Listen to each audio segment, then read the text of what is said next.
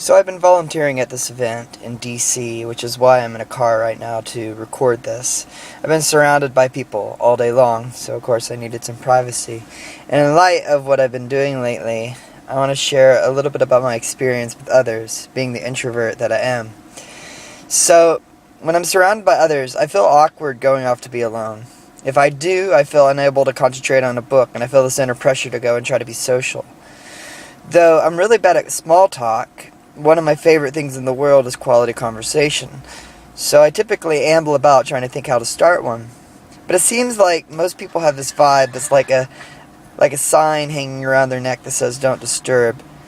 And I would say a majority of the people I know in this world, it's like they won't make eye contact, they don't smile much, and they don't seem to acknowledge my presence.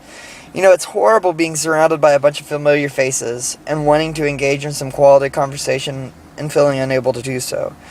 It's like being extremely thirsty while treading water in the ocean. You know, you're surrounded by water, but you're unable to drink. It just all enhances my melancholy. So yeah, if I'm going to be with people, I want there to be deep or funny interaction. If I can't have this, then I'd rather be alone. I mean, my love language is quality time, but if it's not quality, then it's purgatory. If I must be with people, I am perpetually trying to think how to get a conversation going, and it seems near impossible, like I mentioned, with most folks. Either I can't think of any good conversation starter, or if I can think of a good question, it's like I can't get a response. Now, quality time with friends with whom I connect with, they really do bring me joy and energy. They make me feel loved and understood and happy.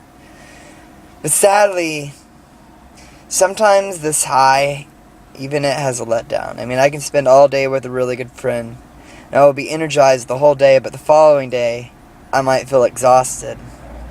It's sort of mysterious, like how can something I enjoy so much wear me out like this?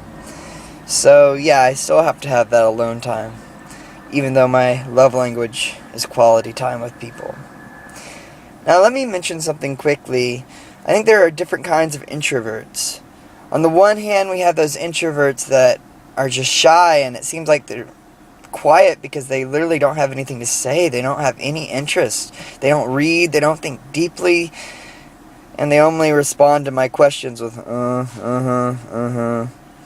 can't understand these people for the life of me, and I don't have time to try to right now. Then there are the other kinds of introverts, and these are my favorite kind of people in the world. They're the ones who are creative and thinkers and lovers of ideas, and they dislike small talk and can engage for hours in quality dialogue on deeper subject matter. Now, I'm addicted to these kind of people. My jug of choice, though, is hard to find. It's like I roam the streets and search high and low. I feel this panic and withdrawals since they're so hard to find. But fortunately, the introverts that are a part of this channel are the good kind of introverts. I'm glad to say that. There's different kinds of extroverts too, but I don't really have time to go into that.